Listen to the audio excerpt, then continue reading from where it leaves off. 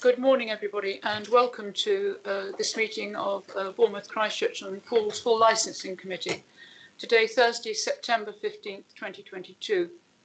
Before we commence our meeting, I ask that as a mark of respect for Her Majesty Queen Elizabeth II, who so sadly died on September the 8th, that we stand in her memory and observe a minute of silence to reflect on the life of our remarkable Queen, who served us all in her long life of duty and devotion for all her peoples. If we so stand, thank you.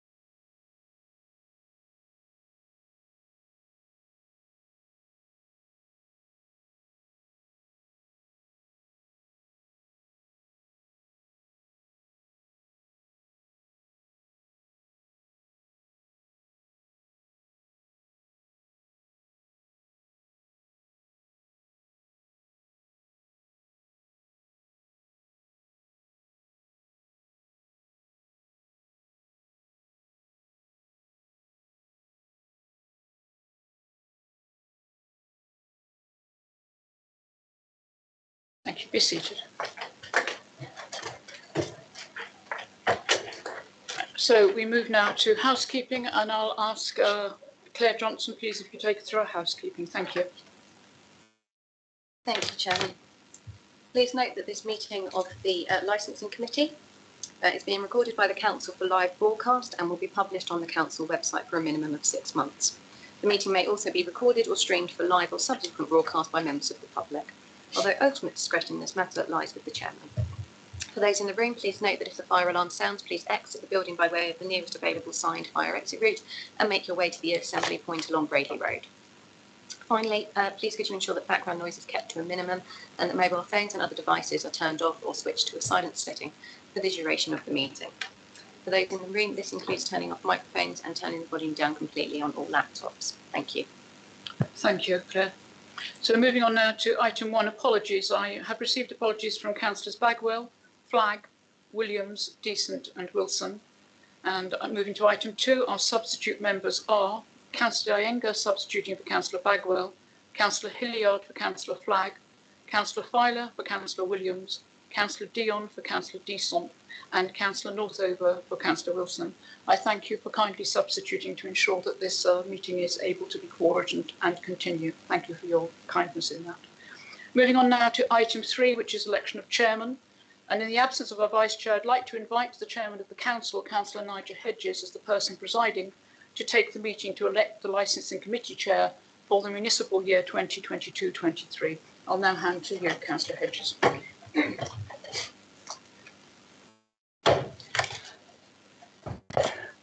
Thank you, Councillor Butt.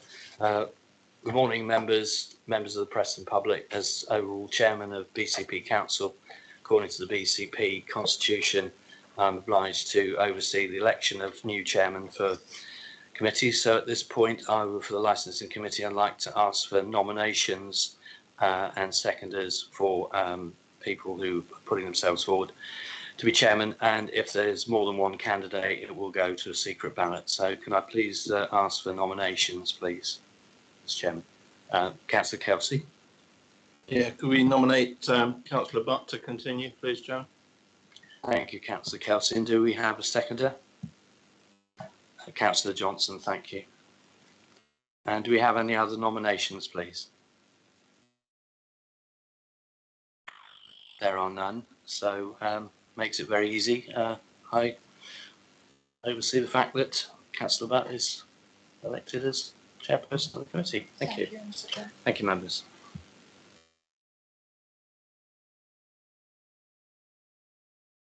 Thank you, members. I'm grateful for your unanimous confidence in me, and I hope that I will continue to serve you and the council appropriately. Thank you for your confidence. Moving on now to item 4, which is the election of vice chair. I now seek nominations for the election of Vice Chairman, and I would have a proposal, please, for the election of Vice Chairman. Councillor Kelsey. Continue as we are, Chairman, with Councillor Bagwell. Thank you. May I have a seconder, please? Councillor Johnson, thank you. Proposed and seconded. Do I have any other nominations? Yes, Councillor. Thank you. I nominate David Brett-Harron. Okay, thank you. And may I have a seconder, please? Thank you, Councillor. Sorry, obviously, a point of order. Indeed. I don't believe that a member that's applicant in this committee can actually be nominated. They can. But thank you for raising that for purposes of clarity. Do I have a seconder, please, for the second nomination? Thank you, Councillor Burton. So as there are two nominations, we will now move to a secret ballot. Thank you. Mr. Johnson, can I ask you?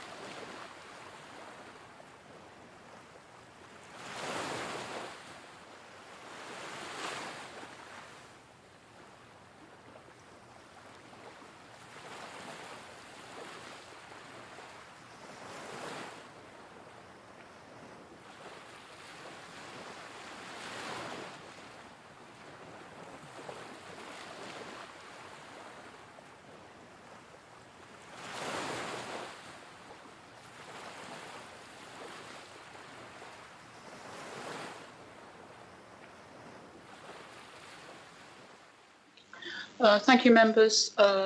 Councillor Bagwell is duly elected as Vice Chairman, and I thank you for your nomination for David Brown. David worked extremely hard in the committee, and I thank you for your support, David, and I'm sorry that you weren't successful on this occasion, but thank you very much for your nomination. Thank you. And I will ask now our Chairman of BCP, you're allowed to leave, sir. Thank you very much for attending. Moving on then to item 5, which is declarations of interest. Are there any declarations of interest? If there are, please show. None, thank you. And for completeness, I have no declarations of interest as chair. Thank you. Moving to item 6, which is confirmation of minutes. There are a lot of them.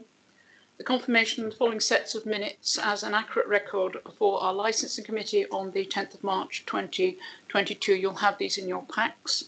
And our licensing subcommittees for 2022, which were, I'll take them in turn, March the 2nd, 16th and 30th, April the 27th and 28th, May the 11th and 26th, June the 8th, July the 6th, 19th and 20th, and August the 3rd and 17th. There have been several in September thus far, but we don't have minutes for those at the moment. And please note that the minutes for the 8th of June and the 6th and 20th, 6th and 20th of July have now been republished on the website using the correct template, which lists the memberships of the subcommittees. There was a small error there.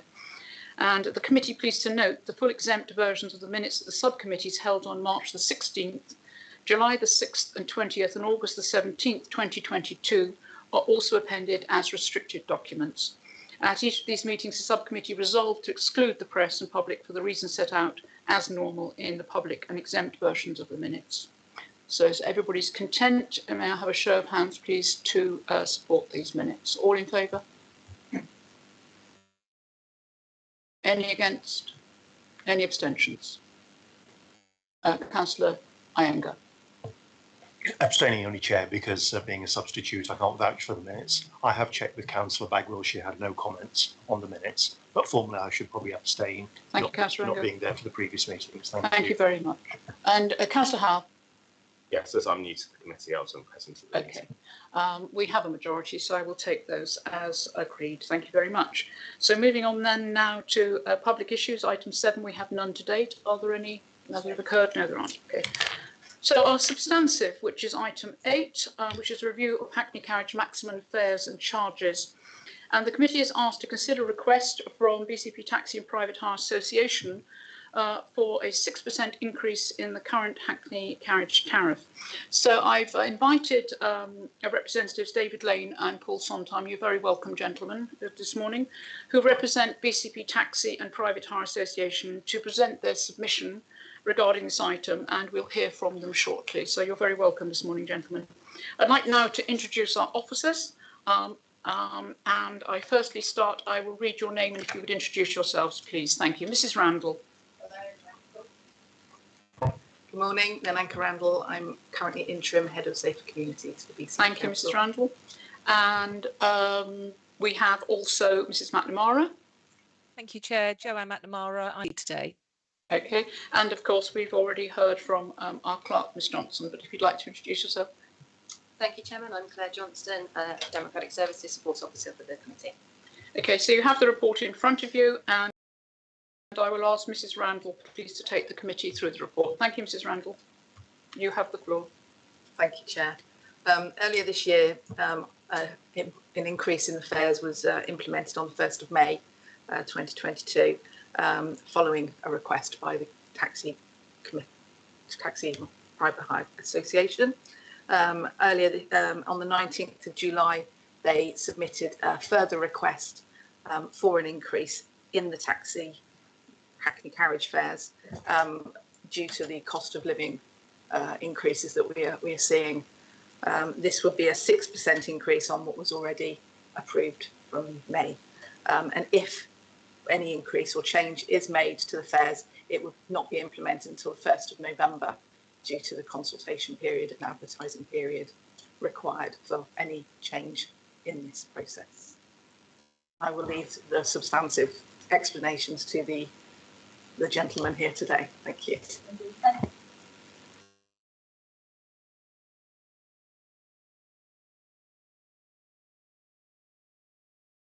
My microphone. Thank you very much, Councillor Johnson. And if anybody would like to point out I didn't put my microphone on, I'm grateful. Are there any questions on points of fact, please, for Mrs. Randall? There aren't. Okay, then moving on, I'd like to introduce, who's going to speak first? You are. Okay, sir. So you have the floor and take as much time as you like. Thank you. Thank you, Madam Chairman. Would you... If you'd like to introduce yourself as well to the committee. I'm David Lane, the Secretary of the Bournemouth, Christchurch and Poole Taxi or Hackney Carriage and Private Hire Association. Would you like me to read my submission on the 19th of July? You can do as you wish, sir. You have the floor. Okay. On the 19th of July, I wrote to Councillor Butters, as chair of the Licensing Committee, submitting an application for an exceptional fare review. Members of our trade remain grateful for the decision of the committee earlier this year to agree an 8% increase in the approved meter rate. However, I am sure that you will understand that the costs used when calculating that request were those applicable in December last year. Furthermore, the cost of diesel fuel has consistently been in the region of 35 to 40% of the total annual costs incurred by drivers, and therefore the exponential rise in this expense since the beginning of 2022 is having a devastating effect on all drivers. Indeed, the 50.6% or 34% increase in the price of each litre of diesel since the 1st of January effectively means a rise of approximately 12.5% in the total expenses for each driver over only a 6-month period. This is without allowing for any increase in other items. If we now relate this to the current approved fare chart, our additional mile rate, we would see an increase of 32, 43 or 49 pence for rates 1, 2 and 3 respectively. Another way of looking at this is to divide the 50.6% increase by 8, a realistic miles per litre for taxis, which gives an absolute increase of 7 pence per mile. However, as I'm sure you understand, drivers use fuel when travelling back to a rank empty, which can routinely double the number of miles travelled in any shift. We are conscious of the fact that everyone is facing difficulties with their finances due to the current rate of inflation, but at the present time our members are facing these increases and at the same time having their income reduced. It is for this reason that we respectfully request your agreement to a 6% rise in the approved meter rate to be implemented at the earliest possible opportunity. The agreed formula is designed to reflect the total increase being faced by drivers, but limiting this rise to 6% will only cover the increase in the cost of fuel and not provide any increase in profits. Furthermore, we are not seeking any change to the time element of the fare, which will further limit the effect of the change. We believe that we are the only small business that has to obtain approval to pass on increases in costs as they occur, but have to absorb the resultant loss as we continue to trade. I would add that we have considered asking instead for a supplement on top of the fare for each journey at the current rate, but have decided against this as it is likely to result in inequality, as every customer would face the same increase irrespective of the distance travelled. As an update to that request, we would like to stress that the unprecedented increase in costs and the resultant reduction in earnings is likely to make it more difficult than before for many individuals to afford the upcoming unavoidable expenses that they will have to bear over the next couple of years to conform with the current policies. It is our concern that the inability of individuals to afford to update either their vehicles or livery will lead to a reduction in the number of vehicles. Whilst the recent reduction in the pump price is to be welcomed, it is still around 35 pence a litre, or indeed £1.60 a gallon more than at the beginning of the year, and the effects continue to be felt by our members. Thank you for your time this morning. Thank you very much indeed, Mr. Lane. Mr. Sondheim, did you want to add to that? No, that's okay. You're the spokesperson for this morning. Thank you very much indeed. So moving on then, from Mr. Lane's submission, members, I invite questions with regard to his submission and your thoughts. Who would like to speak first? Are there any questions? Put your microphone off, please, Mr. Lane. Thank you very much, Councillor. Thank you, Chair. Mr. Lane, would you envisage that you would come back to the committee when the fuel prices drop to say for a decrease?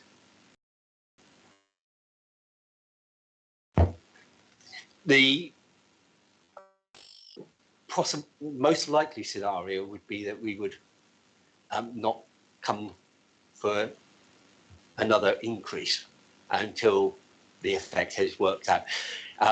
One of the effects of having a meter rise is that every person who operates a meter has to pay a third party for every time the meter is changed. So, yeah, We don't really want to pay for a decrease, but obviously if the price of fuel continues to go down, that would be reflected in future applications for increases. Appreciate that. Thank you. Thank you, Councillor Hilliard. Members, any other questions? Councillor Johnson, thank you. Thank you, Chair. I was present at the licensing committee when the previous request was made. The previous request was actually only for 6%, but the committee felt minded to grant you 8%, which, because of the singularly extenuating circumstances at the time, with the further 6%, that the compound increase is now just shy of 15% overall in the space of about 6 months, which is obviously quite steep for taxi users. But again, I'm a little confused because at the last meeting, as the trade came to us saying we'd like 6%, but actually we'd like 8%. Given the circumstances at the time, the committee felt minded to grant you that 8%. Is this 6% actually enough to cover what you consider to be the circumstances now? Thank you. If you'd like to answer, Mr. Lane. Yes, indeed, it was. If my memory serves me correct, it was members of the committee that suggested the 8% in response to our request for 6%. And there was even some talk of 10% due to go down later in the year. We believe it is the appropriate request at the moment, but we have all been shocked by the increases in fuel prices overall, and unfortunately, as I said, it is one of the biggest costs that our trade faces because vehicles need fuel to move from A to B. We hope that the current decrease or stabilisation of fares means that this fare increase will be the last request for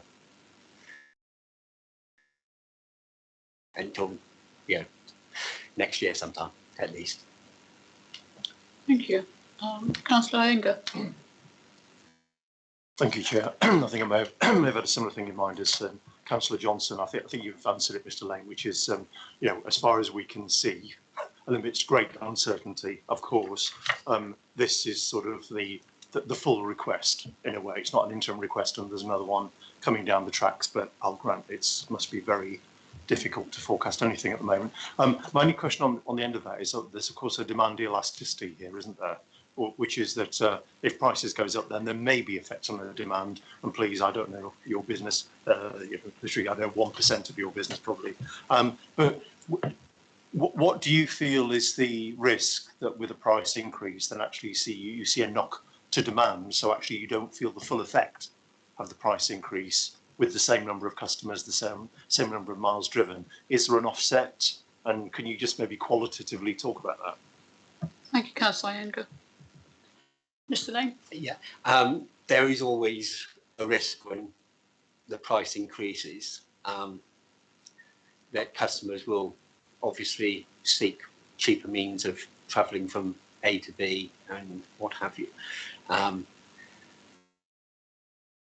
However, the taxi or the Hackney carriage trade, which is what we're talking about today, are the ones that provide the immediate on-demand service to the public. They can be hailed in the street, picked up from a rank. So when you need immediate transport, they are probably the available option as opposed to buses or family and friends to get them from A to B. So any reduction because of the fare increase is likely to be quite slight, we hope. Thank you. Councillor Howell. Yes, but I'm new to the committee, so this may be a stupid question, but I'll ask it anyway. Is there a differential to? I know there are some differentials at charging at certain times of day. Is it conceivable that you could weight the increase towards the nighttime use so that it affects people more in there who are using taxis for leisure rather than using them for their day-to-day needs that perhaps are more important? Thank you, Councillor Howell. Mr. Lane?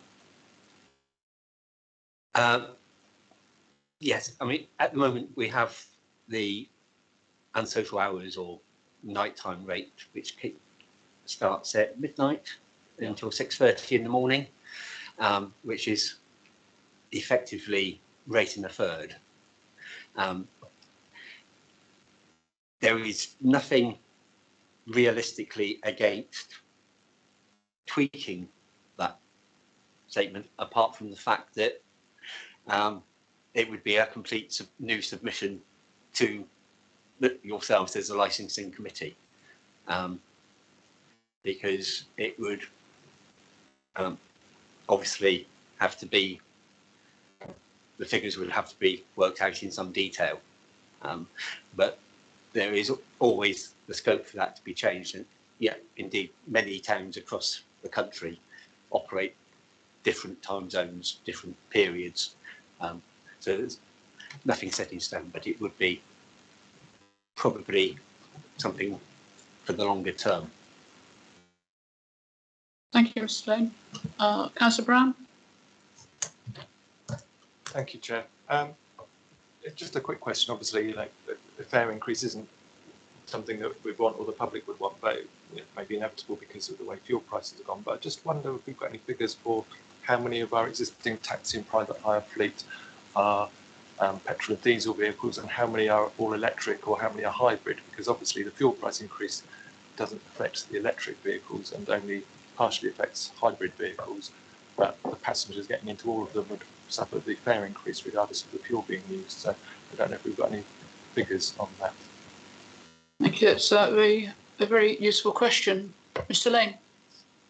Perhaps you can do your best to answer that one. I am aware there's a number of hybrid vehicles on the fleet. I'm not aware of any total electric vehicles. No. Thank you. Yet. As yet.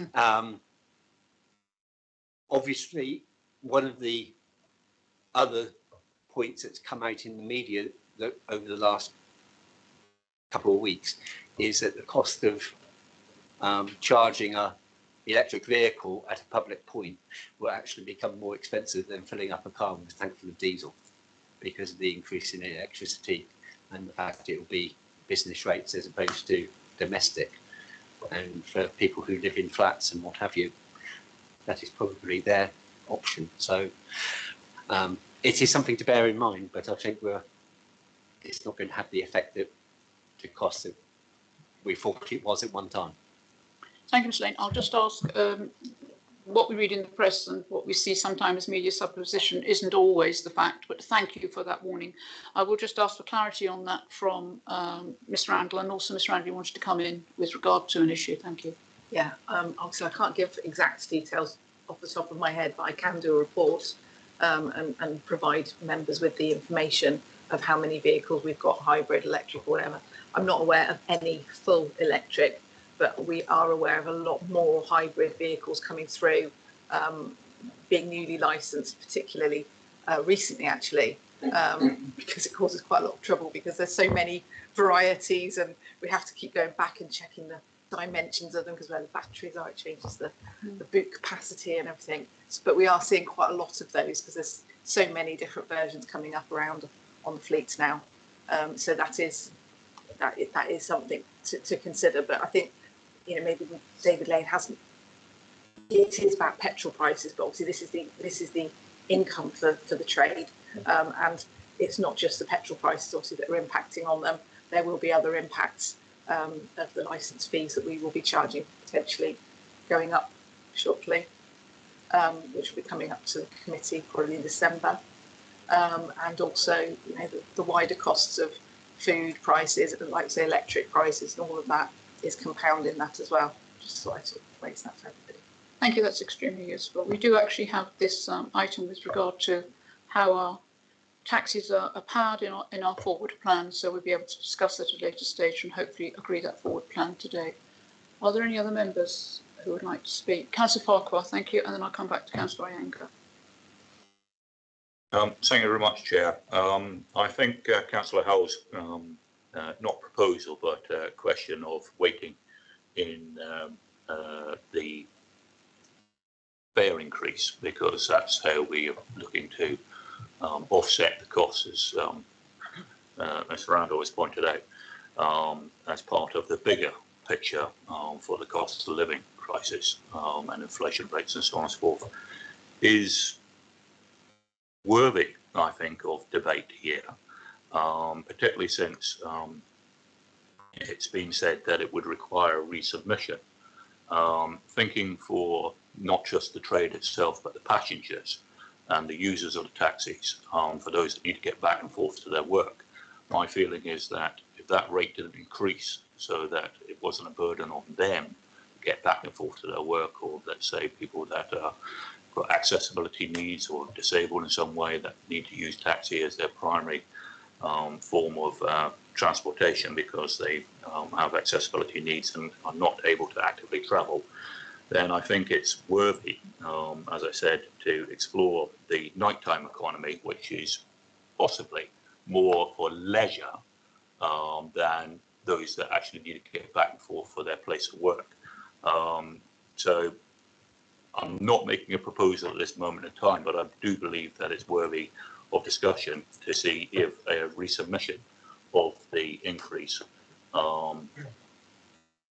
is the correct step at this time, based upon the information which has come out as regards the number of hybrid vehicles. I myself had a hybrid vehicle way back in 2005, and it halved my petrol bill on a 2.5-hour journey to work, or at that time it was a 3-hour journey to work each way. So I'll leave it to you, Chair, but I'm prepared to make a proposal that there is a resubmission based upon the weighting towards the nighttime rates as opposed to the daytime rates. Thank you. I'll hold that suggestion in abeyance, and I'm sure other members will be contributing with regard to that issue. I'll hear now Councillor Northover as not spoken yet, then Councillor Burton, then I'll go to Iyengar and Johnson for their second speech. Thank you, Councillor Northover. Thank you. Sorry, a bit back to basics, but is this affecting private hire, or do we not set those? If you'd like to explain, Councillor Lane. Sorry, Mr. Lane. The request is for a review of the Hackney carriage fares, which are the fares that this committee can regulate. In effect, the majority of private hire vehicles operating within the council area also use meters for their local journeys, and the stipulation is that the meter in those vehicles cannot charge any more than a meter in a Hackney carriage. There is no need for a private hire vehicle to charge meter rate, or they can do reduction and what have you. The choice is theirs, but you are setting Hackney carriage rates. This comes from Local Government Miscellaneous Provisions Act 76, which allows us to do this, and one rather follows the other. So they sit in tandem because one regulates the other in essence. Okay, thank you. Mrs. Randall, did you want to come in? Just obviously just to clarify what David Lane is saying, we have no legislative ability to set any set standard or fees for private hire journeys. That is a sort of a contractual agreement between the operator and the passenger. So they tend historically, because everything's evolved over time and sort of the legislation hasn't particularly kept track with it. So Hackney carriages are literally a horse and carriage from the 1870 Act, and private hire came on slightly later. So the legislation relates to Hackneys, and then private hires come on later, and it was sort of assumed that people would agree a fee because of the pre-booked journey, and they say, how long much did it take me to wherever, and that would be agreed. But as you say, we've got conditions so that if there is a meter in a vehicle, it has to be set to our maximum fare, and it is a maximum fare, so they can be charged lower if they wish. Thank you, and thank you for your question, Councillor Northover. You are subbing today, and we're very grateful for you raising these questions because it confirms with the longer term members those facts which sometimes we forget. So thank you very much for raising that. Councillor Burton. Thank you, Chair. Actually, my question has been sort of partly answered, but it's on a similar thing because the rate which is charged to children's services for BCP for ferrying children to school, that rate isn't the Hackney carriage rate, I would imagine, no. but it would be the private hire rate. But this increase would therefore have an effect on the cost of children's services for taking children to school for special school studying. I think that's a good question. Does it have an effect? And if you could answer that, thank you, Mr. Lane. No, it wouldn't have any effect because the agreements with the council are contractual agreements for the price. So each provider of that service agrees a price which is not the meter rate that we're talking about today. There may very well be a knock-on effect of those prices going up over time due to the cost of living, but it's not specifically with regard to this agenda item. But therefore, future negotiations may well be affected, but not directly now. Indeed. Thank you, Councillor Burton. Is there anybody else who'd like to ask a question in the first instance? Otherwise, I'll go to second questioners. Okay, thank you, Councillor Anger. Yeah, thank you, Chair. On the point that's come up a couple of times about under the headline increase, sort of varying it for different clientele. The example that's come up is about leisure and sort of nighttime business. Okay, I think we can take that as just an example of what one can do. Personally, I have concerns there since that example has come up. I think one reason, for economic reasons, we are an area that actually is dependent on a lot of that kind of business. Number one. Number two is the kind of the spectre of young people, and especially young ladies, for instance, having to walk because suddenly the taxis become a lot more expensive, is also a risk that I'd rather we have very, very firmly in mind as well. Because for that reason, I'm very keen that actually taxis remain very affordable for people so that they can get home safely as well, especially at that time of night. But the general point, I think, is a good one about within the overall increase, how can some sort of intelligence be put into how this can be varied appropriately. It's a difficult one because one can't please everybody, but I'd absolutely welcome if more can be done in there. I don't actually feel that we should hold things up and actually formally request this be another submission to the committee. My own feeling at the moment, subject to any others' views, is that this proposal can be looked at, can be decided upon, and if it was approved, a request is made to the gentleman between now and November. I hope this sits sort of procedurally okay. A request can be made that actually there's an expectation that that kind of work can be looked into and can be done within the overall decision made by this committee. That is my first point. I had a second point as well, if I may, Chair. Yes, of course, Councillor. Thank you. So that's the first one. The second one is actually, I think it comes back to something Councillor Hilliard said at the beginning, which is about, does this actually, if this were to be approved, does this actually form the new baseline? And by the way, this is a decision that could be had all around the country in all types of businesses, couldn't it? Are we firmly fixing a baseline which will actually be the baseline for future years of, dare I say it, more normal increases? Or actually, if we were to approve this, is there expectation it will actually come back down should inflation, should other things return to more normal levels, and a new lower level be considered the permanent baseline for all sorts of things such as pricing, pay rounds and so on and so forth. So a rather vague question, but can you help on that one?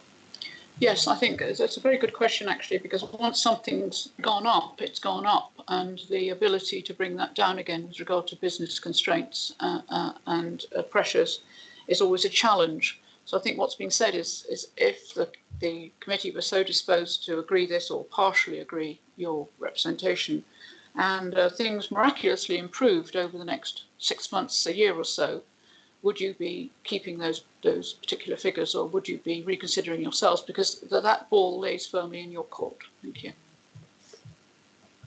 Yeah, I mean, the ball for any request to a review affairs rests with us. Absolutely.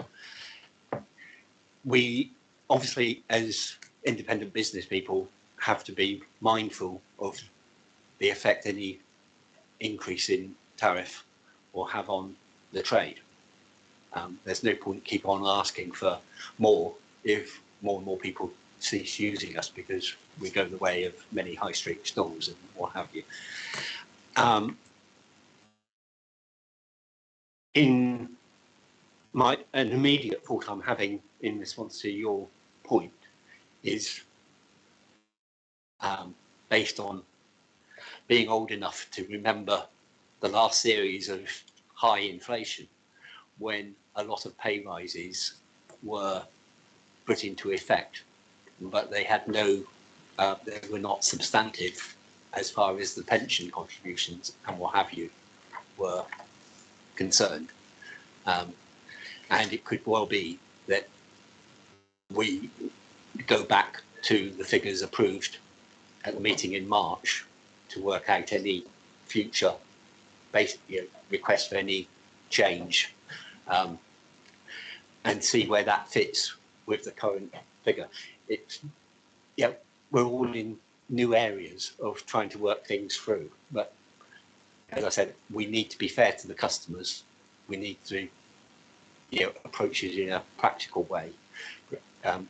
We also need to look after our members and make sure they're having enough income. But there are ways, I'm sure, of addressing future requests. And it may be that we look at it and say, we won't be submitting a request at the usual time. It will be 6 months later, because that's the easiest way of working such increases through. But if that makes sense to you. Yes, indeed. And I'm sure this committee would be reticent to provide another increase if indeed there was a decrease. So if you came before us again asking, if we were so disposed to grant a course, asking again, we would be saying, well, there's been a drop and you're asking for more money, etc. But I suppose there is that area in between of where it may be that people are paying more when the prices have dropped, and it's that consideration with regard to your business case. Yeah. But also you can react as you so wish with regard to your business, because if you find the drop-off is, well, we can no longer afford to pay that, people will stop using your taxis, etc. Okay, thank you. So moving then, thank you, Councillor Iyengar. I hope that's helps in some small way. I'll bring in Councillor Filer and then I'll come to you, Councillor Johnson. Thank you. Councillor Filer? Yes, thank you, Chairman. My question's really a side issue which has arisen this morning. We sort of think of the nighttime economy as hordes of drunken young people who've got a choice to buy another drink or to take a taxi. Am I right in thinking that quite a lot of the people who come in the middle of the night are shift workers who've got no other means of getting to work, people at the hospital and at factories and so on? Thank you. Councillor Mr. Lane? Yes, obviously the emphasis is on the nighttime economy, but part of the nighttime economy is kept going by the workers. So they do have to get to work. The nurses, porters, the whole gambit exists, and they will have to get to work somehow.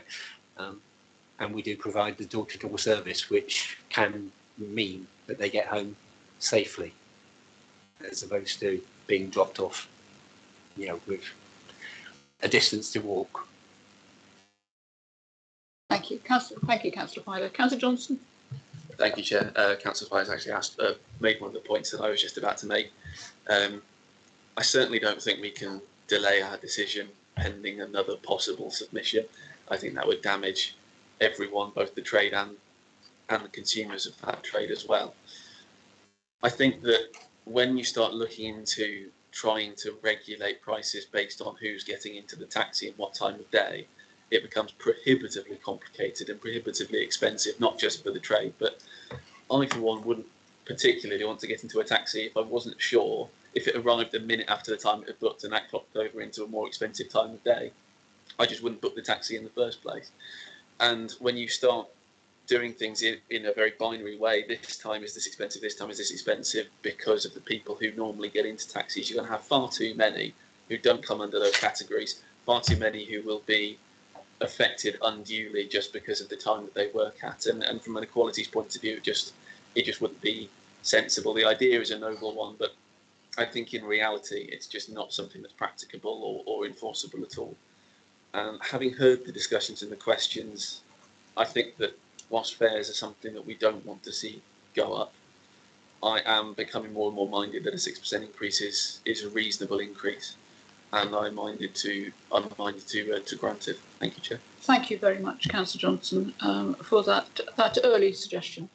Councillor Brown. Thank you, Chair.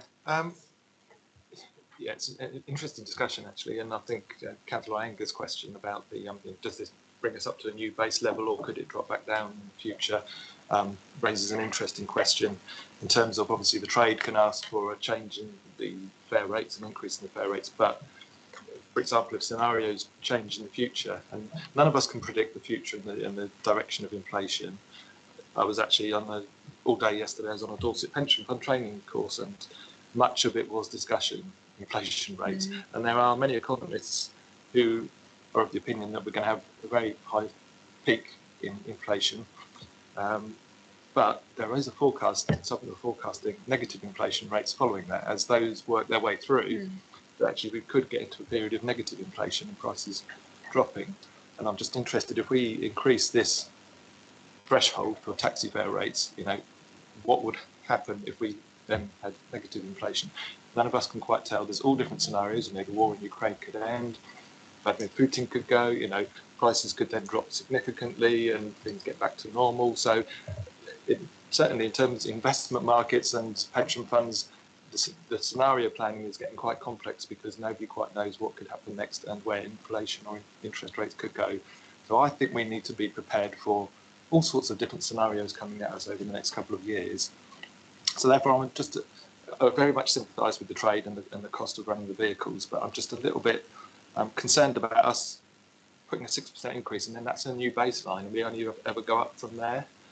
Is it possible that we can prove a fair change for a limited period, for example, 6 months, and then it comes back for review, whether it should then drop back to where it was before, or whether we should maintain that? Because in 6 months, inflation rates, interest rates, cost of living could be very different depending on what goes on across the world. So is that possible to approve it for a set period and we review it? And in terms of reviewing taxi fares, I just want to know constitutionally, is it only the trade that can request a change, or can the council say, well, actually, circumstances in the economy have changed, we'd like to change the rates? Can the council apply to itself to change the rates, to reduce or increase the rates? Or is it only the trade that can drive that? If it is only the trade that can drive that, I think possibly we should put a time limit on this change. Thank you for that question. It's good to have those questions clarified. It is just the trade who have it is in their grace to do that. But I will defer to Mrs. McNamara with regards to that particular question for clarity, and also the issue over concerns with regard to specific groups, disabled groups, etc., etc. With regard to the use of taxis at certain times. There is concerns, especially the late time users, who are more likely to be a certain group of individuals who are using that. So I look to advice there as well. Thank you, Mrs. McNamara. Thank you, Chair. In relation to just apply to the late night levy as such, I would have concerns that there would be, you'd need to drill down into that an awful lot more, because the practicalities are it would probably only affect certain user groups. I know we talked about shift workers, etc., but I think you would need to be working out percentages of what shift workers, and because the reality is, if it is late night users, it is likely to be women, younger groups. I just think that would need an awful lot of work and justification. And sorry, Chair, the other question, I didn't quite get that. If you could just remind me. The other question was regard to the question which was posed about it sits in the grace of the Mr. Lane, etc., to to come to the committee with regard to asking for an increase, or I don't know if they have to ask for a decrease, but it sits with them, and it's not something that we as a council can insist that they reduce their fares. No, that's my understanding. It sits with there that if they did make an application for a new increase and the financial situation had actually improved, then the committee can take that into account when deciding whether to grant the new increase or not. Indeed, indeed. Are there any further questions? Okay, Councillor Howell, then Councillor Younger. Thank you, Councillor Howell. I'd just like to go back to my original point, as it was subject to some discussion, just to conclude. Of course, my yes, views. please do. It does seem to me, I mean, you can't get the policy like this right for everybody. So I slightly disagree with Councillor Johnson's view that you can't change things for for fear of being equality. There's no such thing as equality in reality.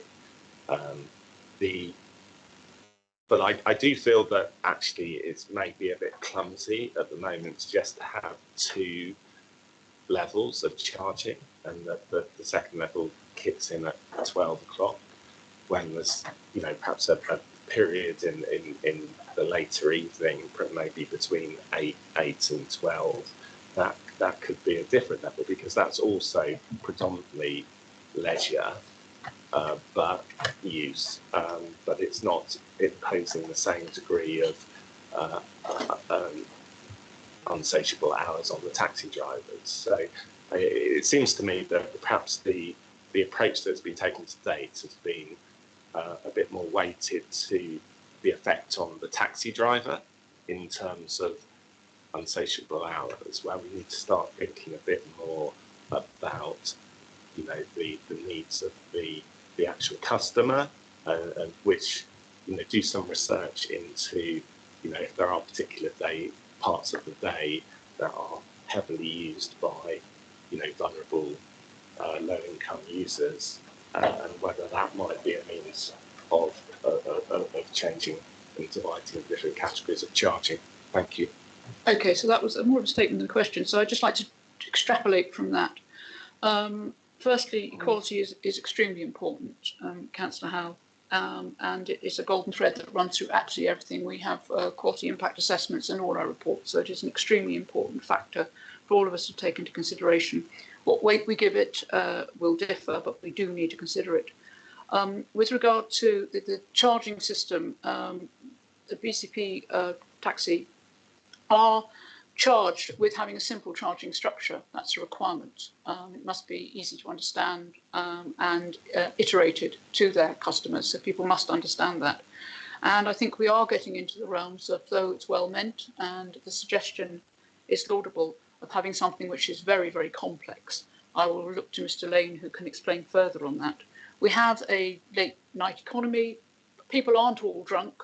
I use taxis when I'm going out because I'm a responsible drinker, and I won't have a drink and get behind a wheel. And I'm sure there are lots and lots of people out there who do the same, and they share. We do have this thing fixed in our head that it's just people coming home extremely drunk.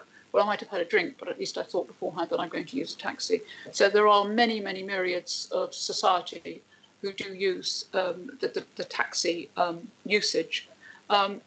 So getting back to the point in turn with regard to the different weighting, you were suggesting that people late at night would be using it for leisure purposes only.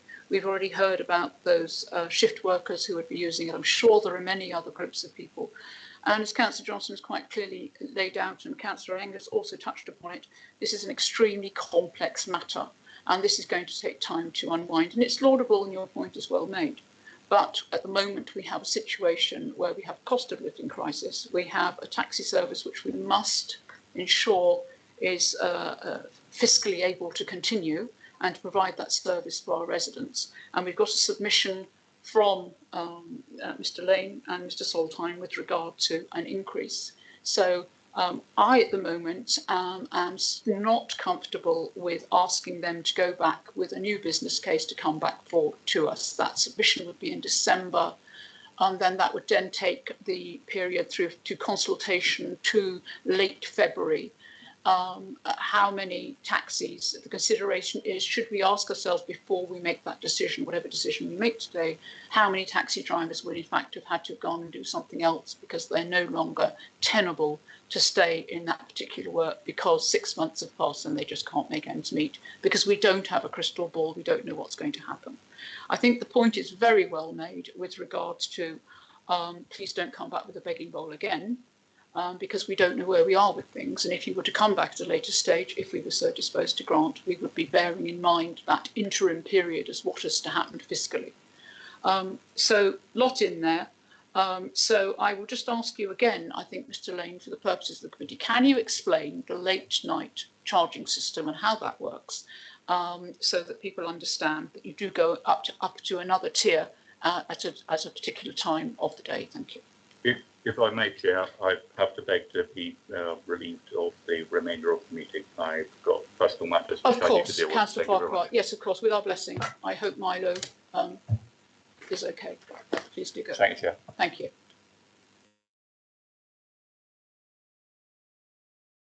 So, Mr. Lane.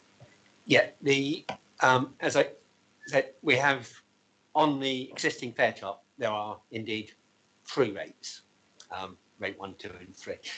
Rate 1 is the standard rate from 6:30 a.m. through to midnight.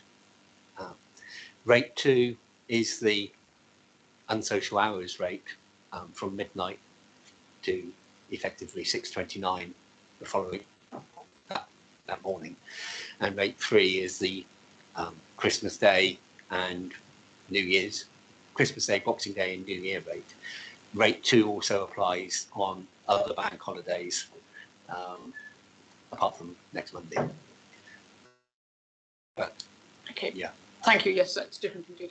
That is where we are with the prices, and as I say, it's a third extra for the unsocial hours rate, and the Christmas Day and Boxing Day is half extra, which effectively for the period when rate 2 would normally be in place from midnight to 6:30 is about 13% extra for working on Christmas Day, Boxing Day and New Year's Day. Indeed, we all know that. We remember that well. There was actually a question there, which I think Councillor Brown raised, with regard to is it? I think I will demur to Mrs. McNamara, or indeed you, Mrs. Randall, with regard to does this committee have the ability to set a time period with regard to a rise and then for it to fall back again? I think that question was raised by you, Councillor Brown. Thank you. Mrs. McNamara?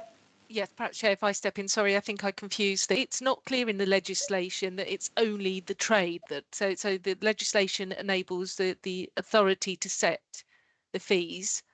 So obviously representations made by the traders to what they feel the fee should be, and it's up to the authority to whether they agree that or set a different rate. So there doesn't appear to be anything to preclude the authority setting a different fee, but obviously you've got to work out the mechanism to actually bring that to the committee. And I know there was a suggestion that perhaps a matter's reviewed in 6 months, and that may be the better way to deal with it. So it just comes back on the agenda in 6 months' time as to whether it needs to be reviewed, and then an invitation could perhaps be then made to the trade if you felt that the financial or the economic situation warranted reviewing it again, then perhaps that may be the easier way to deal with it. So once a review was tabled or asked for, the expectations of this committee might be that it were to be reduced, but that would still sit in the hands of Mr. Lane and his colleagues. Well, no, I think the legislation enables you to make a decision. You don't have to rely on it being brought by someone, but you need the information to make your decision. So it may well be that the better way, if you wanted to review it, to set it for review and ask Mr. or the trade to make representations at that review, what the situation is at that review date. Thank you, that's extremely helpful. Mrs. Randall? Yeah, just expanding on what Joanne is saying, the licensing team and the trade do meet regularly. So what a solution could be would be to put this on the forward plan for maybe the March meeting next year. We can then look at the economic situation at that time, work together and come up with some, like we've got here with 6%, 4%, look at some scenarios up and down to see what would be the best situation to reflect that at that time. The decision rests solely with the council to make a change. We don't have to rely on the trade bringing it to us. I think historically it has been that way because it's never been a situation where we've suddenly decided to put it down. Saying that, some years we've not had any increases at all. So I think, you know, it is a two-way street, but the decision rests with the local authority. So we can decide to bring it up. We can then request that the trade come to us with their thoughts, but we can have our own thoughts, and we, you know, the licensing team could do a report based on the situation at that time, and then you can make any further decisions then when we know a little bit more about what's happening. Well, that sounds a very laudable way forward. Members, comments on that? Councillor Brown. Thank you, Mrs. Randall. Yeah, that's a really sort of interesting discussion. I'll just go back quickly to the talk of sort of the differing rates, the rates 1, rate 2, rate 3. And I know I've looked at this in the past when I've been on licensing committee in Poole. And I accept that, you know, fuel rates have gone up, so looking for a fare increase to cover the fuel rate increase. But the fuel you use between 6:30 and midnight, and between midnight and 6:29, and on bank holidays doesn't cost a different amount. It all costs the same fuel. But if we're looking at a 6% percentage increase, that additionally sort of hits the unsocial hours. Effectively, the different rates are to recompense the drivers for working unsocial hours. But this is looking at the fuel costs, which it costs the same 24 hours a day. So just as an example, if a £10 fare in rate 1 would go up 60p, but the same journey would go up 80p in rate 2, and on bank holidays and Christmas would go up 90p. The fuel would cost the same, but the 6% would work differently. So actually you would be penalising to some extent people travelling after midnight and people travelling on Christmas and bank holidays. So I think that's just worthy of note, just to be, I don't propose we particularly change it, but we do need to note these differences because this is a fuel rate increase. I'd like to propose an amendment. I think the change on the 1st of May this year, the 8% increase I accept, cost of living, lots of things were going up, not just fuel. So 8%, a sort of yearly increase for cost of living, fine. I think we should treat this application for a 6% increase as a fuel additional sort of surcharge. So I'd like to propose that we accept the... Can I just stop you there, Councillor Brown? Mrs. Randall was just asked to pop in for a moment. Thank you, Mrs. Randall. Yeah, I think although David Lane has justified the expense with regard particularly to the petrol costs, I think, you know, we need to realise that this is the wage of drivers. This is their income. So, you know, when we employ staff, if they're working unsociable hours, we employ them at a higher rate than we would on if they're working during the working day. If they're working at bank holidays, they get an enhanced rate as well. That is what the fare chart basically reflects that. And, you know, as I said earlier, I think David has stressed the petrol, but actually it is the whole cost of living impact on drivers. And if they can't afford to live on the wage or the income from the fare that they are getting, obviously I'm not swaying either way, but I think maybe he just hasn't made that point enough to you, we will lose drivers and then we will not have a trade to continue forward. So I think we do have to balance that out a little bit as well. Just okay. Yes, thank you. Devil's advocate. Sorry, David. Thanks for that. No, that's fine, and I accept that. You know, but I think, you know, if we're looking at 8% in May and then another 6%, that's about 15% overall, which I would probably argue covers the sort of wage increases and cost of living increases for the drivers and the fuel. So I'd just like to propose an amendment that we accept this application from the trade for a 6% increase from the 1st of November. But we sort of put a sunset clause on it. We allow that from the 1st of November to the 30th of April next year for a 6-month period, at which point it would revert back to the rates we have currently unless there's another application from the trade. So that would put it in the trades court that if fuel prices plummet, for example, they've dropped 20 pence already in the last month or so. I drive a diesel car and it's already dropped about 20 pence in the last month or two.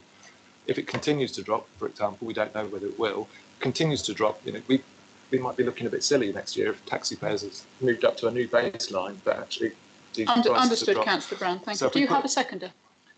I don't know. I was just going to say, you know, so that actually on the 1st of May that would revert to the current fares we've got, but the trade are quite welcome to write in February, March time, and we can review it in March to see whether from the 1st of May we continue with these rates or change it again. So I'd like to just propose that we have a 6-month clause on it that ends on 30th of April, and 1st of May it reverts to the rates we have currently. I will take the committee through that amendment in just a moment. Do we have a seconder, please? That's not so seconded, so it's not so seconded. Oh, we have, thank you. Councillor Anderson, do you want to speak? Are you so second? Happy to second that. So seconded, thank you very much indeed. Okay, so we have an amendment put forward, which is to, this would form then the substantive going forward with regard to our decision today, to accept the 6% request, but that we put a cap, so to speak, that it be allowed to run from the 1st of November to the 30th of April. And then from the 1st of May, reverts to the present charges, unless there's another application, or indeed, and it's open to review by the trade at any time. So if they want to have anything they wish to bring back to us between those periods, they can. Is that clear? Is everybody happy with that? So, okay, I will then ask all those in favour of that amendment. I will allow debate if it's so, but I think we have debated quite a long time. Also, we do have our monitoring officer with us who is wanting to tell us something of great import, and I'm wishing to move forward. So what I will do then, we have the amendment in front of us. I will allow debate, but I'll ask our monitoring officer first. We're going to adjourn just for a short period of time whilst we hear from our monitoring officer. Is everybody so content? Yes, thank you. So if we could stop the live stream.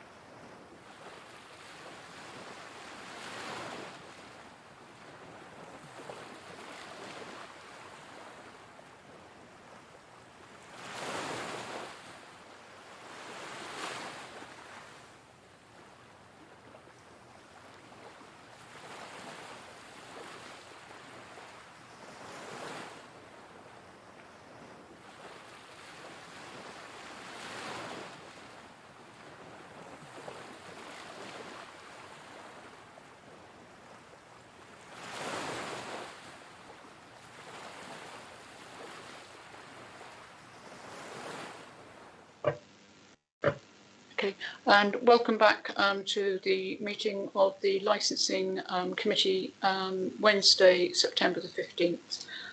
We stopped for a short adjournment. So what we have on the table at the moment then is we have a proposal so seconded from Councillor Brown, which is to accept the 6% which has been requested by the taxi trade, but that there be a period of time where this is allowed to be charged. That be from the 1st of November till the 30th of April. And from the 1st of May to revert to the charges which are in place today, unless, of course, there's another application by the taxi trade. Of course, it's always open to review during that period at any time. So can I have a show of hands, please, with regard to... I will not have a show of hands, I will have a debate. Members, your questions. Thank you, Chair. I don't want to overcomplicate things here and prolong this, because I do totally agree that we need to deal with this today because the costs. Sorry, I'll get close to the microphone. The cost has gone up, and we need to get this resolved today, not defer to future date. I quite understand what Councillor Brown says here, that things may well change. We don't have a crystal ball, except I'm just wondering about the 6 months, but we have heard that a change of fare will require the cost to have the meters recalibrated.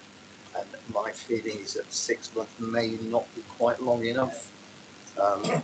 We do know that in 6 months' time that the price cap for energy is going to be going up. I know it's not the same thing, but they are quite linked with the cost of fuel and the cost of gas. I'm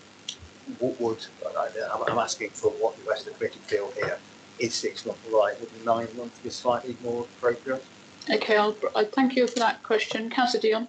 Do you know, I think the amendment is just superfluous to need. It's not a part of what they've come and asked for. The 8% or 6% is quite reasonable. You know, I don't know. I'm 66 and I rarely have seen prices ever go down. When I first started driving, gasoline was 18 cents a gallon. So, you know, why are we trying to put handcuffs on guys trying to earn a living? Thank you. Thank you very much.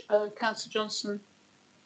Thank you, Chair. It's just the automatic reduction again that I'm uncomfortable with, given that we have already heard that it will automatically then cause costs to the taxi trade. Given the fact that we can review it at any time, I think that an automatic reduction is unnecessary, because as we've heard, we can do it at any time. So I think that the amendment is well-minded but superfluous to our needs, as we can just review it at any time. Thank you very much. Councillor Northup. Similar feelings from me, really. I think I think they need to know that there's continuity there.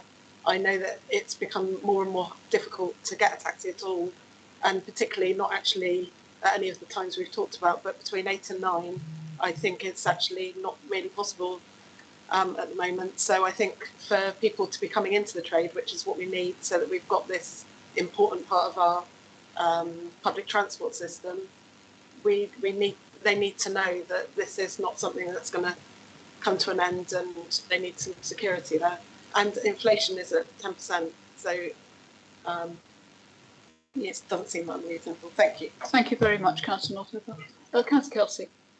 Thanks, Chair. I seem to remember that back at the last meeting, I actually offered the taxi trade a 10% rise, and we turned that down and we settled on the 8% rise. I think we need to give them this 6% rise. Prices are up and down like a horse knickers at the moment, and none of us know exactly where we're going to be in 6 months' time. Where we're going to be in 6 months' time. I think to stick a time frame on this is just a ridiculous idea, in my opinion. Give them this. When they next come in for their rise, we'll sit down and we'll debate that, either rise or whether we keep the fares as they are. So, in my opinion, there's no need for the amendment, Chair. Thank you. Thank you very much. Anybody else wish to speak? Thank you, Councillor Younger. Yeah, thank you. I agree with the previous speakers. I think the spirit of where this came from, I agree with, which is actually not locking in automatically a baseline and permanent increases thereafter. But I think the application of it is wrong in quite arbitrary 6 months in all of this. I think let's retain the power as and when we wish to sort of discuss with some firmness with the trade, and let's keep this flexible. Thank you. Thank you very much. Are there any other speakers?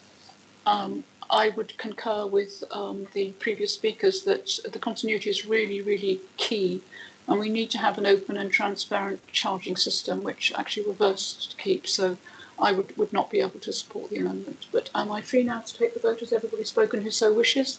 So all those in favour of the amendment, please show. 2, and all those against? Okay, so that amendment is lost. Okay. Thank you for that. So moving back then to the substantive, we have on the table, Councillor Kelsey. Sorry to interrupt you, Chair. I was actually going to propose that, having had that move failed, that we now go to the main vote, and I would propose that that vote is accepted by the committee. Okay, may I have a seconder, please? Thank you, Councillor Dean. So we have a proposer and a seconder then for little 1 or little I on your papers, which is approve the changes. So if there's no debate, so all those in favour, please show. And do we have any against? And abstentions? Okay, thank you. So that is carried. So gentlemen, you have your answer. Okay, we wish you the very best. Thank you for coming before us today. And we do hope that things will improve for you. And thank you for coming today. Goodbye. Thank you.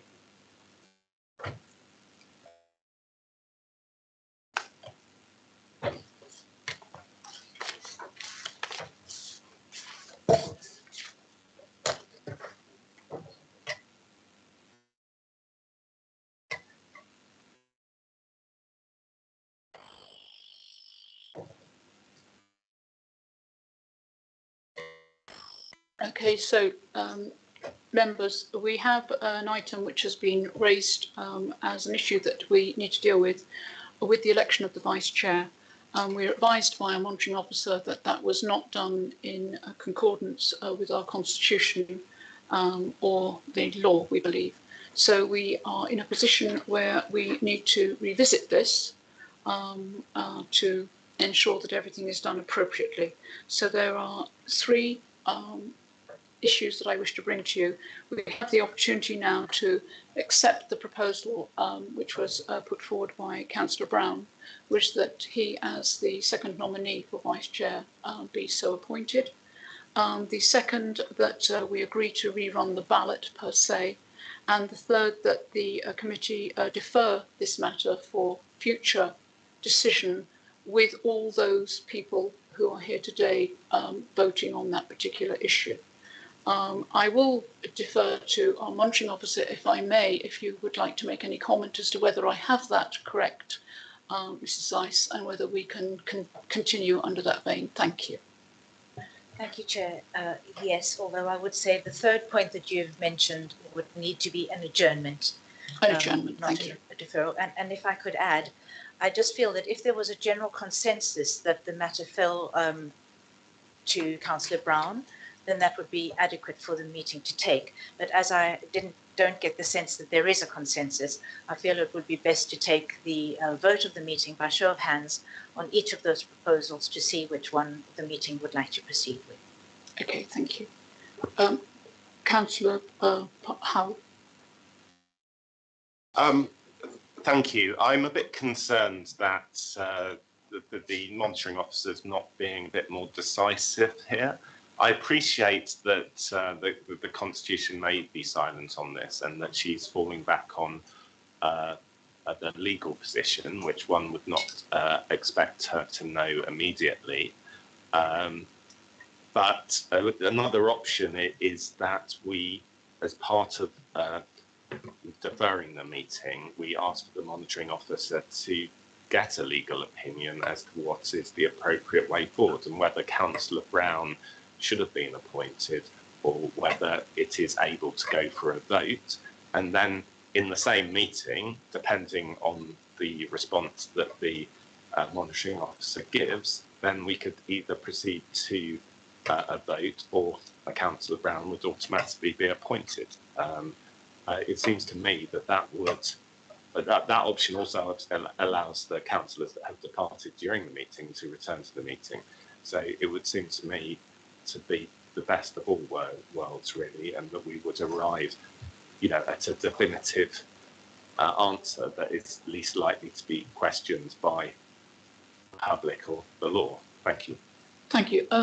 Thank you, Mrs. Ice, if you'd like to advise us. Yes, thank you, Chair. The only consideration I would have against that is that the legal authorities that I've read say that the point is arguable. I doubt that we will find that there's case law to show that we should come down on one side or the other, and that if I were to get a definitive legal view, it would mean that I would have to go to a barrister. And I just wondered whether members feel that this is something they want to take that far, or whether we can try and resolve in committee. But I will take the instructions of the meeting. Thank you. Okay, thank you. So is that a proposal, Councillor Hull? Yeah, I'd just like to come back very briefly on that. I mean, it's my understanding that the monitoring officer in other situations, for example, in council, where I think the constitution is silent, has made judgments according to the best information available to her. I would have thought that that would apply in this situation, and that she could make a judgment. You know, it seems that she said several times that there is an argument that Councillor Brown should be appointed, but she's not expressed the counter argument. And it seems to me that in terms of weighting, she's kind of impliedly advising that actually that opinion that Councillor Brown should be appointed probably holds more weight. So I just find it uncomfortable that as a committee we're potentially being asked to make that determination, not the monitoring officer. But yes, I would like to put forward that option, but I also accept that we don't want to put the council to a lot of cost with this. So I'd be interested in other members' views. Thank you. Thank you. Firstly, I think Mrs. Ice, your comments. Thank you. So, Chair, thank you. Councillor Howell, I'm quite happy to make a judgment, and I feel I did in a way at the beginning of the meeting. I said, while there is an argument it should fall to Councillor Brown, my recommendation would be that the ballot is rerun. And I think that is where my judgment lies. Thank you. Thank you. So we do indeed have a recommendation from our monitoring officer. So thank you for that. Is there any comments with Councillor Brown, then Councillor Kelsey? Thank you, Chair. Just for the benefit of the public watching on the live stream, I don't think it's been quite clarified as to where we are, and I think there's probably confusion if anybody's, the public or press, are watching this. Just to be clear, we've debated the matters on the agenda, and we're now reviewing item 4 on the agenda, the election of vice chair, which took place as a secret ballot earlier in the meeting. I was nominated and Councillor Bagwell was nominated. Councillor Bagwell, who's not present here today, was elected by 8 votes to 6 votes for me. Subsequent legal advice has advised that Councillor Bagwell was ineligible to be nominated. Now, it's been said during the closed session that advice was sought at the time. No, that's not correct. Councillor Farquhar queried Councillor Bagwell's eligibility for nomination. No legal advice was sought, but other members said, oh yes, that's fine. We went ahead with the ballot. Myself and other members here were quite clear, actually, that Councillor Bagwell's absence from this meeting as substitution meant that she was ineligible. So whereas other members may have felt that she was, others of us were quite clear that she wasn't. So there wasn't legal advice sought, and we didn't follow any sort of legal ruling. The ballot was held. The vote was carried out. Councillor Bagwell got 8 votes, I got 6. It's now proven that Councillor Bagwell was ineligible to be nominated, therefore disqualified, and I contend that therefore we've already had election of vice chair. I'm therefore elected, is my contention. We shouldn't be now going back and saying, oh, actually, we need to just rerun a previous item on the agenda. We've run that item, we've done the business. The legal advice is that actually, that she's not eligible. Therefore, we need to move on, finish the meeting. I'm not accepting of the fact that we go back and redo an agenda item we've already done. I don't see there's any powers. I think if we do that, we're opening up to legal challenge, and I would be very keen on a legal challenge if that is the way that the committee goes ahead. Also, Councillor Farquhar has had to leave the meeting. Councillor Fine has also left the meeting, so I would contend we'd be ineligible to vote on this about how we proceed. It's starting to get ridiculous that actually in this administration people still don't know how to run a meeting properly according to the Constitution, according to the law. I'm quite clear how it's been run. We need to proceed. Councillor Bagwell's been disqualified as a nominee. I should be elected Vice Chair and we should have the meeting. Thank you, Councillor Zeiss. Sorry, Mrs. Zeiss, did you have a comment on that? Not really, Chair. I just feel that where things are unclear, we probably need the consensus of the meeting about the way forward. But that's just a recommendation. Thank you for your comments, Councillor Brown. Councillor Kelsey. Yeah, thank you, Chairman. This is obviously a very difficult situation, but I think what we need to bear in mind also is, whilst the question was asked at the beginning of the meeting on the legality of Councillor Bagwell being nominated, we do have a legal representative on this panel who is here to assist us. We also have a Democratic Services Officer who is here to assist us. And neither of those spoke to say that that nomination was not valid. And I contend that therefore we should be either rerunning it or we should be deferring. Obviously, if we defer or we adjourn, my question would then be, would the people that are being substituted today be able to take part in a forthcoming meeting, or would it need to be the makeup the same meeting today? To which case we'll be in exactly the same position, because our nomination would still have been Councillor Bagwell, who would still not be at that meeting. So my contention is that we either need to rerun it today with new nominations, or we have to stand where we are. But I am just pointing out that whilst the question was asked, no legal advice was given by either Democratic Services or our legal representative at the time to say that we were making a mistake. Thank you very much, Councillor Kelsey. Okay, so Councillor Hilliard. Thank you, Chair.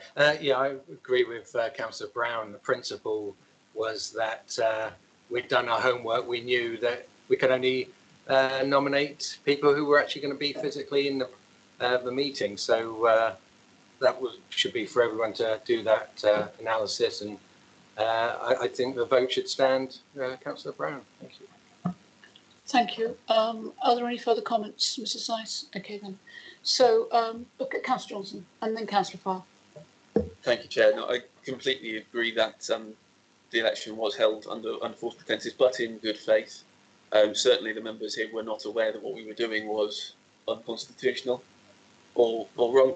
And I contend that if half the committee was aware and quite strongly aware that it was wrong, why only one member spoke and asked the question only once in public meeting? If there was such a strong contention as to the illegality of that particular vote, why only one councillor asked without their microphone on so it wasn't heard by the public outside of this room? I think the safest and simplest way to go, as the monitoring officer has said, is to rerun the ballot. The numbers have been affected equally on both sides. It's clearly the safest and cleanest way to go. You know, clearly we did it wrong. It was all in good faith. Let's rerun it and go from there. Thank you, Chair. Thank you. Yes, the question which was actually asked was, could somebody be nominated in their absence? There was no iterate or explanation as to the substitute matter. So somebody who is substituted, it was, could they be elected in their absence? Now, we know this has been the case because the Vice Chair of BCP Council was indeed elected in his absence. So it was common knowledge amongst members here that people could be elected in their absence. The issue was over the substitute matter, which is a nicety and a detail which I certainly was not aware of. I don't know which members here were. I had not been advised of. So the question was, could somebody who wasn't here be elected? Not could somebody who had been substituted be elected. So I think we need to be clear on the detail for the members of the public. There was no intention at all for any of this to have occurred. We wished for it to be done in the scrupulously and appropriately. We're extremely grateful to the monitoring officer for Mrs. Zeiss for coming here today to explain that in fact an error had been made, and we are willing and happy to put that right. So having heard now from the members, I would like to put forward as to how we do go forward with this. And I believe that the advice from the monitoring officer is that we rerun the ballot. So I'll ask those then, please, for a show of hands as to. Councillor Brown, is it a new point, please? Yes, I'd just like to clarify the advice from the monitoring officer. You say the advice is to rerun the ballot. My understanding is the advice that there are valid options. I hadn't quite finished, Councillor Brown. I had said rerun the ballot, and then you came in. But please continue. If you'd allowed me to finish, you may have had an answer to your question. But please continue. Yeah, it should have been clear to members what the rules are under the Constitution, because this question has been raised at previous committees this year. It's not a new question. Standards Committee is exactly the same example. I would contend that actually rerunning the ballot, I don't know under what part of the Constitution. I've never in my 15 years as a councillor been in a committee meeting where we get to the end of the meeting and say, actually, we weren't happy with the outcome of a previous agenda item. We're just going to redo that. That's not how council meetings work. You have the agenda, you have the debates, you make the vote, the recommendation or decision goes forward. I've never been in a council meeting where we say, oh, sorry about that, agenda item 4, can we just change what we did? That's not how council meetings work. So I don't think that's lawful. And I think you will be opening up this council to costly legal challenges if that is how you decide to run council meetings. And I will be doing it in future meetings. I'll be saying, actually, sorry, full council, can we just go back to the previous agenda item? I want to rerun the debate and have a new vote. Sorry, that's not how council meetings operate. You'll be opening us up to costly legal challenge. With the deepest respect, I'm not opening this up to anything, Councillor Brown. This is a collaborative and a joint decision of this committee. I merely run the administration of the committee to the best of my ability. I will have to demur one last time to the monitoring officer. We have a member who is concerned that we are acting in an unlawful fashion, and I think we need some clarity, Mrs. Ice, if you're able to give it to us. Thank you. Thank you, Chair. The one thing I would say is that the reason why and the mechanism for revisiting this, Councillor Brown, is that the vote for the Vice Chairman was invalid. Following on from that, as I've said, there is an argument. Our Constitution is silent, so I can't take it any further through the Constitution. But the legal authorities say that there is an argument that in those circumstances, the vote should then fall to the next candidate who was unsuccessful during that vote. But that because it doesn't appear that that will receive the consent or the consensus of the committee, I felt my recommendation, having taken that into account, should be that the view of the committee should be taken as to how they wanted to proceed. Possibly, first of all, asking whether they wish to rerun the ballot to make it clear, or adjourn the meeting if someone wishes to propose a motion in that way, or that they agree with Councillor Brown that the vote should defer to him. I wondered then, thank you, Mrs. Ice. I wondered then whether I should put the first question, which is the one which I believe is most important to Councillor Brown, that I ask those who would be in favour of Councillor Brown's proposal of him being accepted as our Vice Chair. That seems to be the first question, Mrs. Ice, am I correct? You have a discretion, Chair, in which order you want, but that. Okay, thank you. So I think in the first instance, if we ask that question, and then subject to the outcome of that, whether we need to rerun the ballot or not, and then if that fails, we are left with the adjournment. Is everybody so content? Because we do need to move this on. We could argue this. And I'm not in a position to have the legal knowledge. We have a monitoring officer here to advise us all of that. So I feel, can we go forward? Can I have show of hands at least to go forward with that question? All those in favour? Okay, so, right.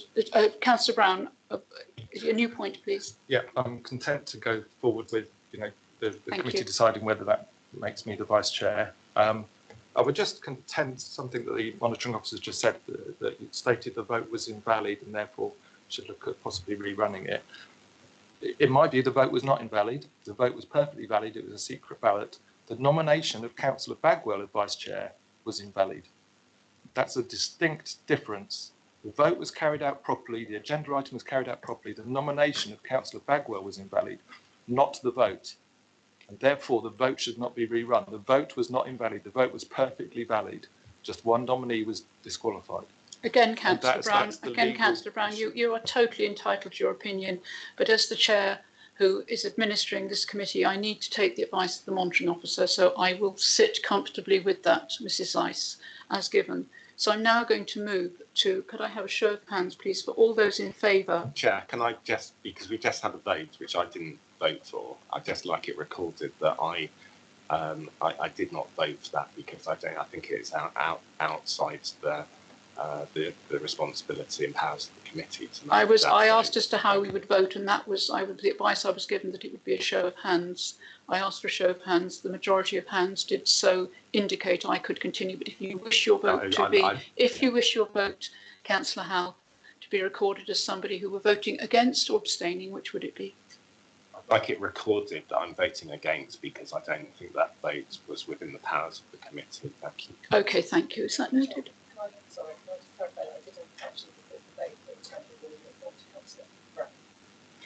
I asked for a show of hands for those to move, so to assist, so that we could move on to raise the question, as Councillor Brown so wanted it put, that he was validly nominated, and those that agreed with that. And everybody agreed with that, except we had Councillor Howell, who would like his vote noted that he doesn't agree with that. Isn't that clear? Thank you. I said that I didn't think the vote was valid. Because he doesn't think the vote was valid. Wasn't voting against. I was saying that I'm not voting at all because I don't think this is a proper process. So Councillor Howell was abstaining because he didn't feel that the vote was valid. Okay, are you happy with that, Councillor Howell? Yeah. Thank you. Right. Thank you, Mrs. Nice. Can I clarify? Am I correct that members have just agreed to take the vote now, and yes. now you're going to take That's the vote? what I'm trying to get to, yes. So we've all agreed we're going to take the vote. So then the first item is, could I have a show of hands, please? I will do for, against and abstain for the purposes of the clerk, if that's helpful. Is a recorded vote? It's not necessary, Chairman, but any person in the committee, but I think we need a minimum number of members of the committee to vote, and I need to just look that up in the Constitution. Thank you. Just it is recorded, so I think that the public would clearly be able to see who voted for and who voted against. But I'll take advice, of course. So then, Chair, you need to ask for a vote as to who would want to take us to a recorded vote. Indeed. And it needs to be. So those in favour of recorded vote, please show. 1, 2. It's fine. Yes, recorded vote is absolutely fine. Okay. So then the first item then is that I ask the committee if they are content that the second, the other person nominated for the position of Vice Chair, which was Councillor Brown, that he be so considered to have been validly and duly elected. Could I have, so I'll go around in turn and ask councillors, is that correct? With regard to recorded? That's correct, yes. Okay, okay. Councillor Howe. Yeah, Councillor Burton. Councillor Iyengar. Against. Councillor Dion. Against. Councillor Northover. Councillor Hilliard. Councillor Kelsey. Against. Councillor Johnson. Councillor Fear. Sorry. Oh, I'm so sorry. I beg your pardon. Where had you got to?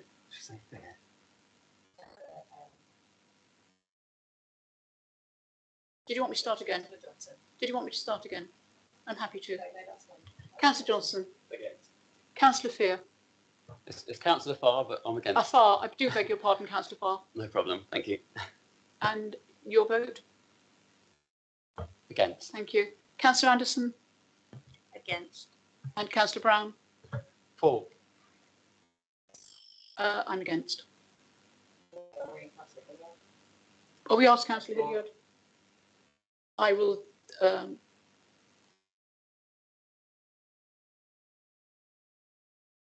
That's fine in favour.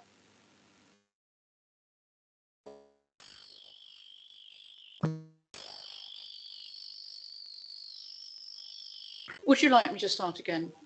No, okay.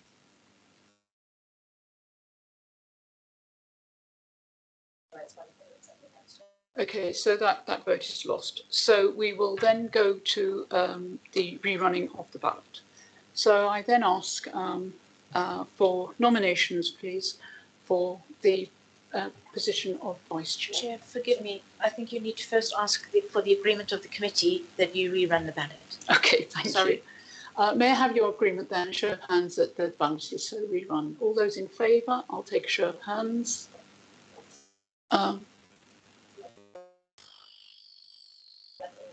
7 in favour and any against?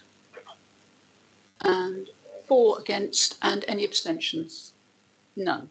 So it's carried that I now go forward and I ask for new nominations. Thank you, Mrs. Ice, for your advice. Thank you. Very helpful. So do I have nomination, please, for the position of Vice Chair? Councillor Hilliard. Thank you, Chair. I nominate Councillor David Brown. Thank you very much. And do I have a seconder? Thank you, Councillor Burton. Happy to second that, Chair. Okay. And are there any other nominations? Councillor Johnson. Thank you, Chair. I nominate Councillor David Kelsey. Thank you. And do I have a seconder? Councillor Dion, thank you. So as I have 2 nominations validly seconded, we will go to a secret ballot. Thank you.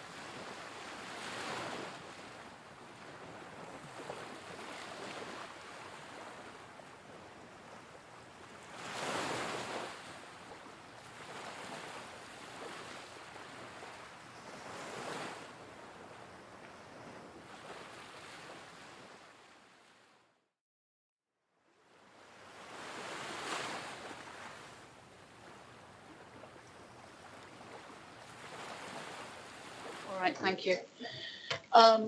Thank you very much, everybody. Thank you, Mrs. Ice, and thank you so much for coming in to assist the committee in this very unusual circumstance. Thank you so much. I'll move.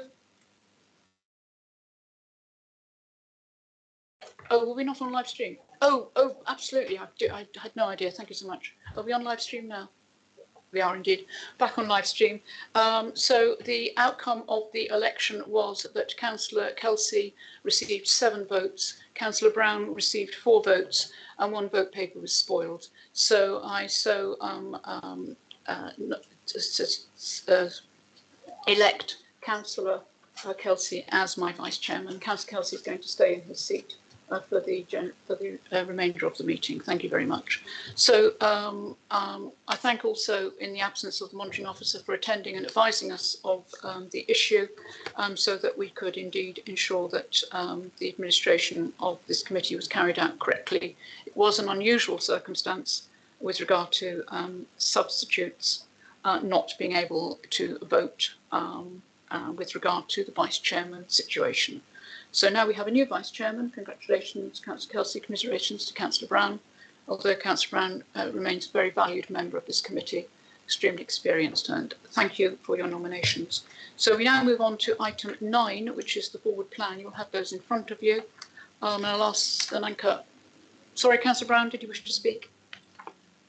Yes, thank you, Chair. Just that last vote, I don't consider that was a lawful vote. I've never, as I said, been in a meeting where we've gone back and redone an agenda item because we weren't happy with what you decided before. I will be looking at a legal challenge to that. I spoilt my ballot paper because I don't think that was a lawful vote.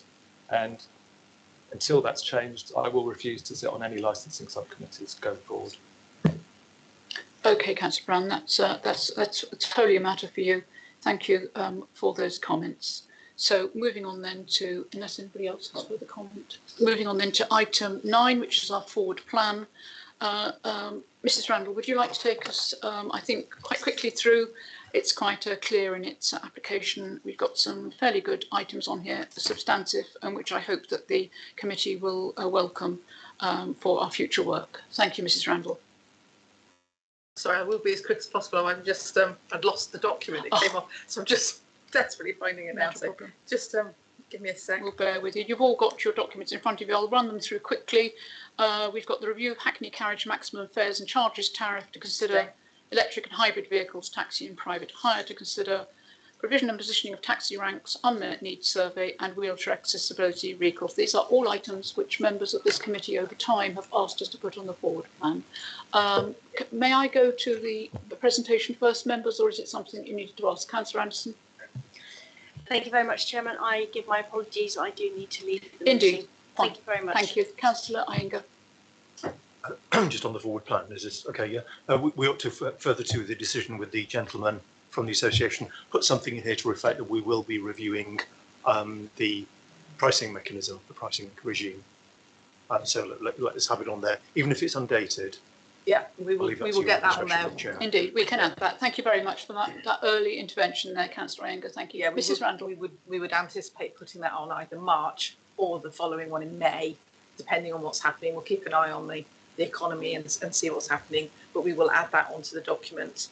And it can be reflected and updated for that. Thank you. So number 1, we've just actually, that's this meeting. So we've just done that, so that's a nice tick. We've then got the electric and hybrid vehicles. This was brought on from the meeting earlier this year in March, where the chair was going to write to the portfolio holders for transport and sustainability on behalf of us to see whether there were any funding opportunities to address the lack of electric charging points. I don't know whether you received a response, Chair. And then I will then be looking at preparing some form of words to amend the policy, just to say how we consider, if we can increase the provision of hybrid and electric vehicles across the trade. It is a tricky one, and I think it will need some. We need to look at it, whether we can offer any reductions in fees if they put on one of these vehicles. But obviously our fees are cost recovery, and we have to cover the fee that it costs us to actually administer the licence and undertake all the checks that we do. So it is a balancing act, and it might be that it's something we can consider. But I'll put together some words for consideration for the December meeting. And at that December meeting, there's an additional item which isn't on the forward plan, but it's sort of come up over the last few weeks. Obviously, is the costs to the council, costs to officers, and salary, and all of the things that we incur. So we will be bringing forward a review of the taxi fees and charges as well at that December meeting for you to consider. So that will be added on. Thank you very much. Thank you. I can advise that the provision and positioning of taxi ranks, our officers went out with the trade for a very, very long day. They visited all of the ranks. So they're currently assessing that provision to see whether there's the need for new, moving, amending, changing times and all that. So that would be a big piece of work, and they're looking at bringing that in March, because what they'll do is they'll come to get some proposals together, and obviously work with the highways people as well to make sure that it's reasonable to go forward with those proposals before they come to committee, basically. The unmet needs survey has been undertaken. It was undertaken over the summer, and they were doing another comparative survey within the next couple of weeks, actually, when we've got the students back, so that we've got a picture of our sort of winter need as well as our summer need, because obviously we have a huge influx of visitors, and that is for our Hackney carriage. We have to have an unmet needs survey every 3 years, because currently we have a cap on the number of Hackney carriage licences that are issued by the council in the Bournemouth and the Poole areas, and that survey will assess whether we need to revisit that or whether it needs to stop the cap. So that will then come back in March as well, once we've got that full report from them. We won't get the report till probably January time, so it sort of works quite well. And then I've put on there wheelchair accessibility vehicles for March as well. It's something that's sort of, it's bubbling along. We're getting a few complaints. It's become to our attention that it's much more difficult to pre-book wheelchair accessible journeys. Our difficulty as licensing is that we can only determine or require wheelchair vehicles to be Hackneys, but most wheelchair vehicles are actually, or the need for pre-booking is private hire. So we can't require private hire vehicles to be wheelchair accessible. So what can we do? How can we look at it, and how can we encourage wheelchair accessibility? So I think that would be a report, and perhaps we might want to consider a working party to consider all the options, and then that can inform a report rather than becoming dead, without any background information to you. So they're the items at the moment that are sort of on the horizon. Thanks.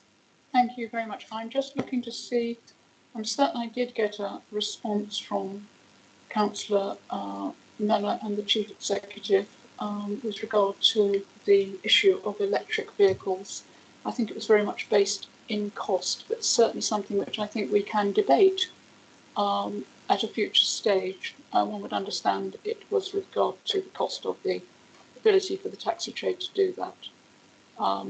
But I can't find the answer, but I'm certain I did receive a response. So thank you very much for that. So members, open to you, your thoughts about the forward plan.